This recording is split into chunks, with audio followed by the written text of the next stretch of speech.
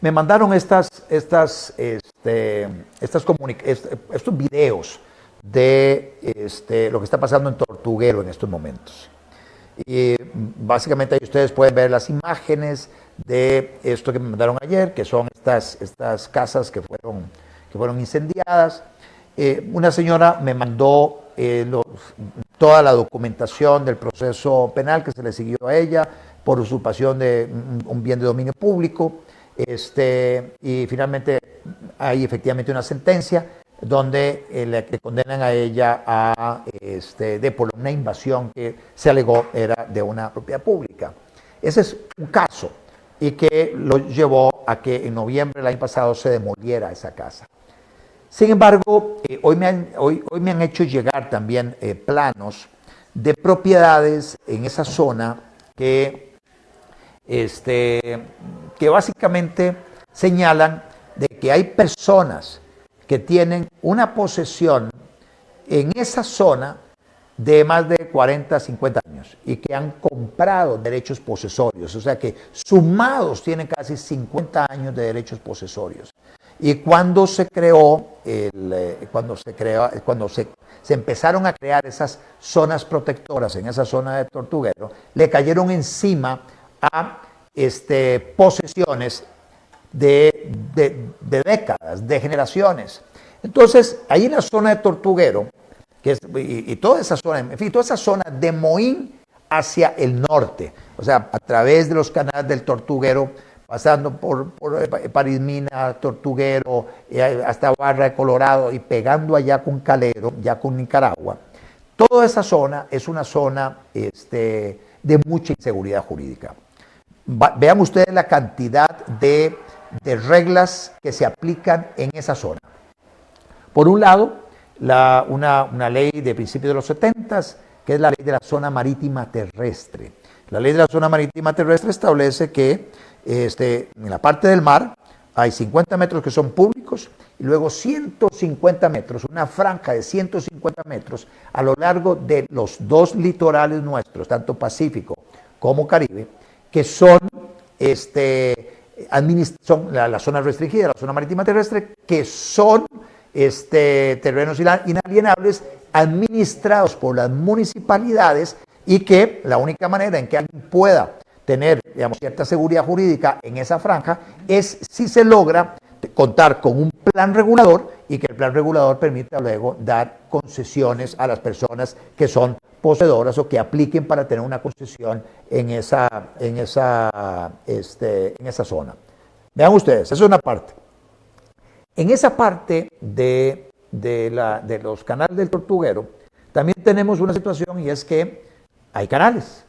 Y entonces a ambos lados del canal también se aplican ciertas restricciones en el uso de la propiedad. A lo largo de todos los canales que van desde Moín hasta rematar allá con prácticamente Nicaragua, Barra del Colorado y digamos los canales que conducen hasta Calero y la frontera con Nicaragua.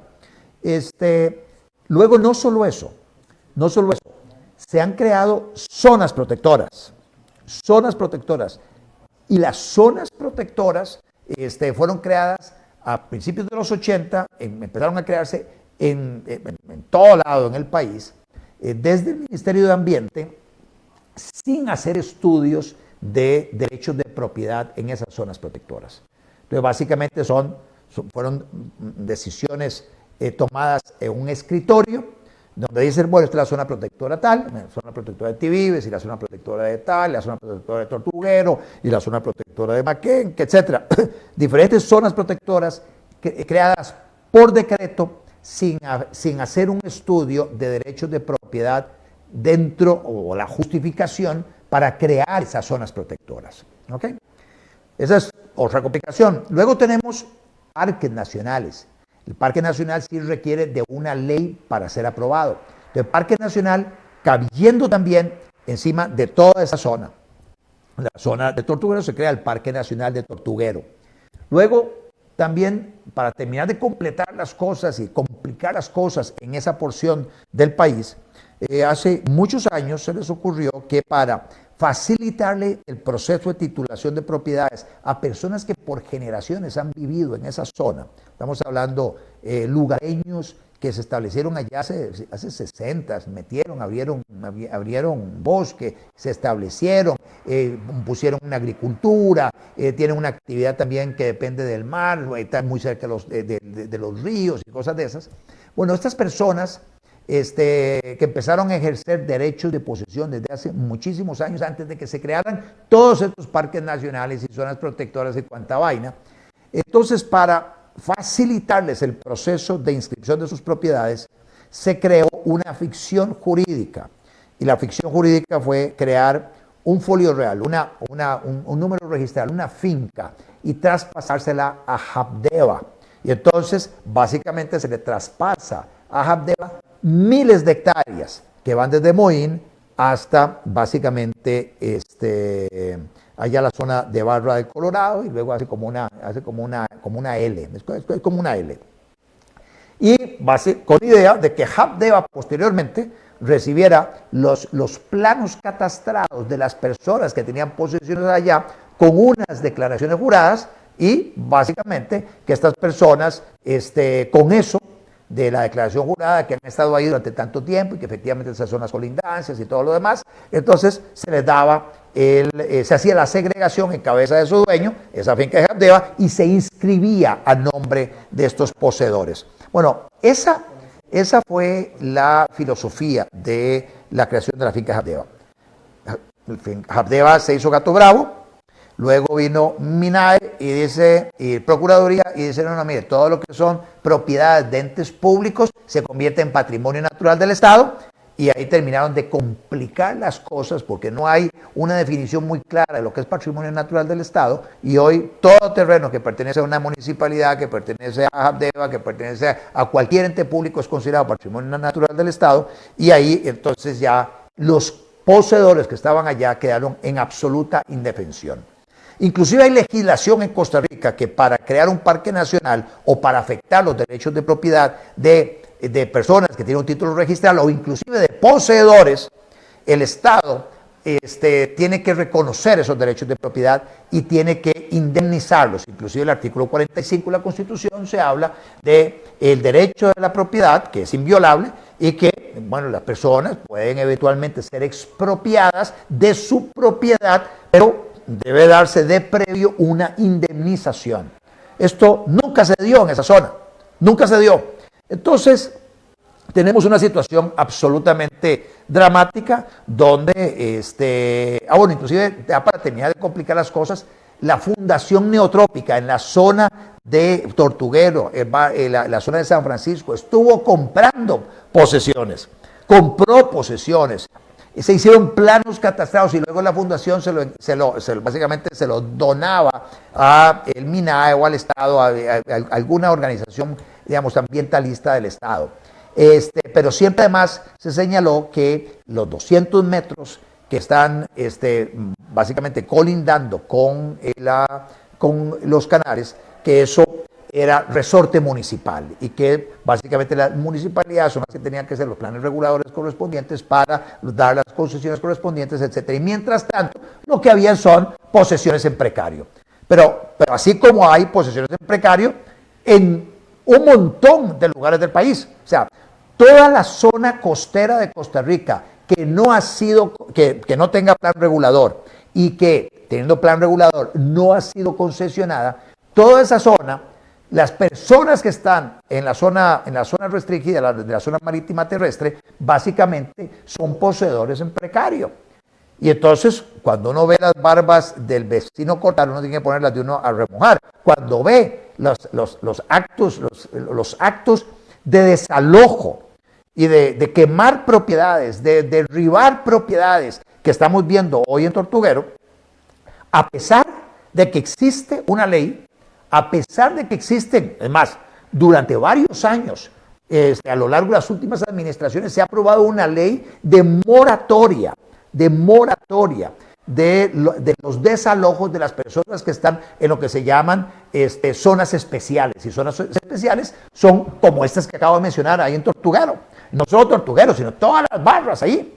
Son personas que están ocupando espacios que con ese montón de traslapes que ya les mencioné, finca Habdeba, zona marítima terrestre, zonas protectoras, refugio de vida silvestre, parque nacional, cuando usted ve todo ese montón de traslape de leyes que crean ciertos niveles de protección sobre esa zona, usted tiene personas que están siendo afectadas y derechos de propiedad que están siendo afectados.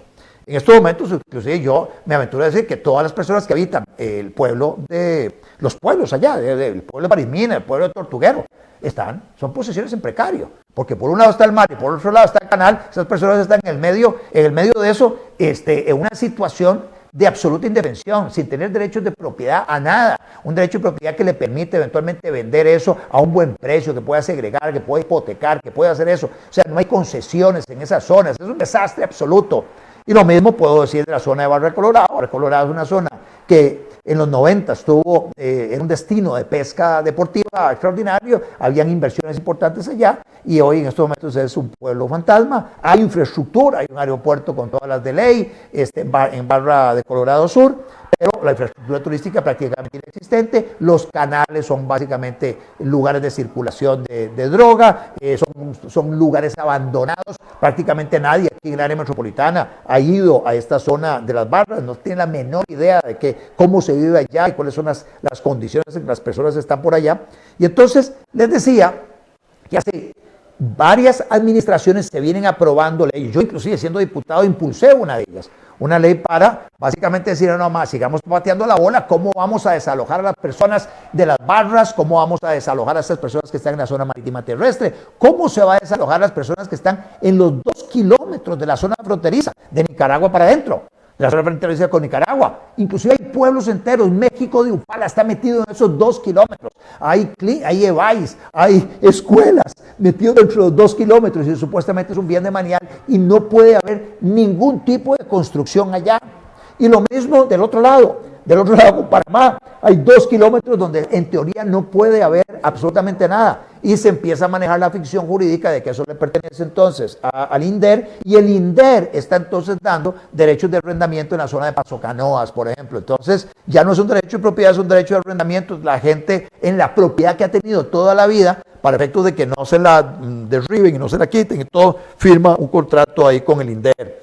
Y además hay incrementos en los alquileres y todo, dependiendo de la cantidad de plata que la gente le meta a su propiedad, pero no la puede dar en garantía y entonces la propiedad vale menos, no la puede fraccionar, vender, o sea, es complicado vender un derecho posesorio en este caso con un derecho como arrendatario. Hay que ir a lidiar con el INDER, etcétera, que es las complicaciones que hay en toda esa zona de Paso Canoas. Entonces, ven ustedes cómo mediante esas leyes se está diciendo, ojo, cuidado con los desalojos, inclusive cuidado con los desalojos en zona pública de la zona marítima terrestre, que son los pueblos pesqueros de Tárcoles, una parte en la zona de Playa del Coco, que hay una zona pesquera en la parte sur de Playa del Coco, en Coajiniquil, en todos estos lugares donde hay pueblitos pesqueros, donde las personas habitan en los 50 metros, inclusive en las islas del Golfo, las islas del Golfo. Vean ustedes, la isla de Chira, es una isla de 40 kilómetros cuadrados, viven como 4.000 personas. Toda la isla de Chira es un bien de manial, es zona marítima terrestre, toda. O sea, ir olvídense de los 50 metros y 150 metros, toda la isla es zona marítima terrestre. O sea, todas las personas que habitan Chira en estos momentos están habitando un bien de manial, aquí están todas, y en cualquier momento pueden ser echadas, porque es un bien de manial. Y en teoría no podrían tener derechos de propiedad. Todos son posesiones en precario y podrían echarlos a todos. Y por eso se ha insistido, y más porque hubo una época, y máxime motivado por lo que pasó allá en la zona de Punta Uva, con 2 hoteles, el Suerre y el hotel aquel Las Palmas de Yancalina, cuando se dio aquella orden de derribo y desalojo, donde entraron los tractores a demoler un hotel, digamos un par de hoteles que sumaban entre ambos casi 60 habitaciones en la zona de Punta Uva, basado en una orden judicial. Y producto de eso, estamos hablando del gobierno de Laura Chinchilla, Carlos Ricardo Benavides era, yo creo que ministro de Turismo en aquella época. Esa administración volvió a ver para otro lado, entraron los tractores y eliminaron, así, en una mañana, 60 cuartos de la oferta turística del Caribe Sur.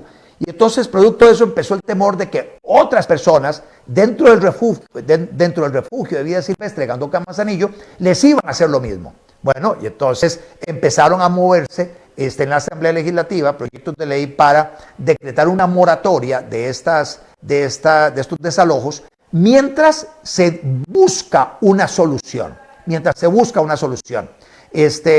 Lamentablemente, quienes han estado al frente del Poder Ejecutivo y de otras dependencias gubernamentales no han tenido no le han dado el nivel de prioridad que tiene esto. No han entendido que esa inseguridad jurídica en los derechos de propiedad está impidiendo que se hagan inversiones serias en esas zonas del país. Y hay zonas con un potencial extraordinario para atraer inversión. Y para terminar de contextualizar la cosa, no podemos quedarnos atrás con el tema de los territorios indígenas. El tema de los territorios indígenas se crearon a mitad de los 70s y básicamente, muy bien, en el gobierno de Daniel Oduber se aprobó la ley indígena y ahí se sacaron de la manga de que en los territorios indígenas la propiedad es colectiva y que quien va a administrar la propiedad colectiva de cada territorio indígena es la Asociación de Desarrollo Integral de esa etnia o de ese territorio indígena. Y también se dijo que, y nuevamente fueron en un escritorio definidas las áreas, dice, bueno, este es el territorio indígena tal, le cayeron encima a derechos de propiedad, a posesiones que habían de personas que durante décadas y generaciones habían vivido donde están estos territorios indígenas, y se estableció una ley indígena cuando se empezaron a crear estos territorios indígenas por decreto, que el INDER, el ITO en su momento, luego se transformó a IDA y ahora INDER, tenía que expropiar, tenía que pagarle a las personas que estaban dentro de esos territorios que no eran indígenas, tenía que pagarles esas tierras y traspasárselas a la Asociación de Desarrollo Integral. Y aquí miles de problemas. Para empezar, ¿quién es indígena? ¿Quién es indígena? ¿Quién define quién es indígena? No hay una ley que diga, bueno, el que va a definir quién es indígena es, no sé, el Consejo de Sabios dentro de un territorio indígena. O sea, que esos son los que más o menos conocen descendencia y todo lo demás, y ellos dicen, bueno, ¿quién es indígena o no? ¿Quién es indígena? Yo tengo una persona muy querida, Carlos Piedra, ustedes lo ven, es una persona casi 1,90 m, bastante rubio, casado con una mujer como de 1,5 m, cuyas facciones, ustedes podrían decir, sí, son facciones indígenas. Ella es india boruca, y entonces está casada con este carajo Carlos Piedra, un macho. Y ahí tienen varios hijos, a quienes quiero mucho. Y bueno, el tema es, los hijos de Macho Piedra con su esposa, esta indígena de Boruca, ¿son indígenas o no? Para mucha gente ahí no son indígenas, porque son mestizos. Bueno, el mestizaje, ¿hasta dónde se acepta? Y entonces ahí entran todas esas complicaciones, porque luego viene la otra parte. A mí me tocó, siendo diputado la primera vez, meterme en este tema de los territorios indígenas, porque me encontré a indígenas que decían, mire, don Otto, yo quiero tener los mismos derechos que decían ellos, que cualquier blanco, cualquier persona no indígena. Yo quiero tener los mismos derechos. A ver, cuénteme un poco eso. O sea, yo no tengo derecho de propiedad. Ahí en el territorio indígena yo no tengo derecho a propiedad. Yo no tengo derecho a llegar y mejorar mi propiedad para luego heredársela a mis hijos. No tengo derecho a eso. No tengo derecho a hipotecar mi propiedad para mejorar el proceso productivo ahí en mi propiedad. No tengo derecho a hacer un fraccionamiento, a vender un pedacito para con eso mejorar las condiciones de mi familia. No tengo derecho a eso. Me están obligando a vivir en una propiedad colectiva. Vean ustedes. O sea, es un resabio de la época de la Unión de Repúblicas Socialistas Soviéticas, o la época de que todas las propiedades pertenecen al Estado, o sea, de propiedad colectiva, y al no reconocerse derechos de propiedad, olvídense, ahí no se puede generar riqueza de nada. Y por eso, a ustedes no es de extrañarles que donde hay mayor pobreza es en los territorios indígenas. Y entonces sí, muy bonito, hay organizaciones sin fines de lucro, hay de estas ONGs que hacen el tour para que vayan a ver a los inditos allá, los indígenas, y entonces emborracharse con chicha y hacer un arco y una flecha y vivir en unas palapas, ahí unos ranchos de palma, etcétera, y sembrar unos plátanos ahí en la zona de Talamanca, una economía total, de total subsistencia, y entonces sí, muy cool ir a hacer ese tour turístico a ver a unas personas que están en absoluta miseria y pobreza, producto de ese tipo de organización social. El irrespeto a los derechos de propiedad. Bueno, y ahora en el Caribe, terminaron de complicar la vaina. Ahora resulta que hay una resolución de un tribunal, de la Sala Primera, donde dice que una reserva indígena ahí de Quecoldi, ahora se extiende la reserva y le cae encima a una zona, ahí en Cocles, inclusive hasta la playa. Llega hasta la playa, cayéndole encima a derechos de propiedad debidamente consolidados por generaciones, a propiedades inscritas, cayéndole por encima inclusive a posesiones que durante generaciones han tenido los afrocaribeños. Entonces usted tiene afrocaribeños que están siendo en estos momentos afectados por esa ampliación por esa resolución judicial de ese territorio indígena, y usted ve ahora a los indígenas que corren diciendo, sí, vayan, paguen todo eso, todo ese territorio es mío, y empiezan las broncas donde se meten a propiedad privada a tratar de sacar a las personas que están allá, y entonces son tensiones de todo tipo, que es un poco lo que se ha dado también en Salitre, no se hacen expropiaciones, y entonces la gente quiere sacar a la fuerza a las personas que están allá dentro de un territorio indígena que nunca fueron comprados, que nunca le fueron compradas sus propiedades. Vean ustedes la cantidad de problemas que hay en el tema de derechos de propiedad. Y entonces aquí es donde se requiere definitivamente entrarle de inmediato a esto, porque resolviendo eso, usted va a tener mayores niveles de inversión en Costa Rica y va a lograr que al haber seguridad jurídica y haber mayor inversión, va a haber más empleo en unas zonas donde hay mucho desempleo. ¿Cómo resolverlo muy rápidamente? Un par de ideas. Zona restringida de la zona marítima terrestre. Titule esa vaina. Olvídese de la zona restringida. Los que tienen concesión, que la conviertan en título de propiedad, lleve los títulos de propiedad hasta los 50 metros. Con eso usted lo resuelve, deje por fuera nada más lo que son parques nacionales y lo que son humedales y el refugio de vida silvestre, cosas de esas. Pero todo lo demás titúlelo. Y al titularlo, de inmediato, aquello se convierte en un imán de inversión. Y el imán de inversión mejora los ingresos de las municipalidades, genera empleo en las costas, reduce el desempleo. O sea, estamos hablando de otro país. O sea, cambia las cosas dramáticamente. Las islas del Golfo, titule esa vaina. Titule las islas, igual, deje los 50 metros públicos a la redonda, pero también los 50 metros concesionables. Es que hoy tampoco se puede concesionar 50 metros. No, los 50 metros concesionables. En esas islas usted tiene que hacer un atracadero, pero también ahí básicamente puede tener, los pueblos pescadores pueden tener sus embarcaciones y su casa en los 50 metros. ¿Cuál es el problema? Usted nada más de una concesión sobre eso. Es como la concesión sobre los riscos, de concesiones sobre los riscos. O sea, entonces usted empiece a meter una especie de derechos de propiedad y que la concesión sea como un derecho de propiedad, que usted la pueda básicamente prendar, que usted pueda transmitirla, que usted pueda heredarla sin ningún problema. Entonces la convierte esa concesión en un objeto de comercio y con eso le da mayor valor y hace que ese tipo de activos al valorizarse haya gente dispuesta a invertir más en Costa Rica. Lo mismo se puede hacer con las zonas fronterizas.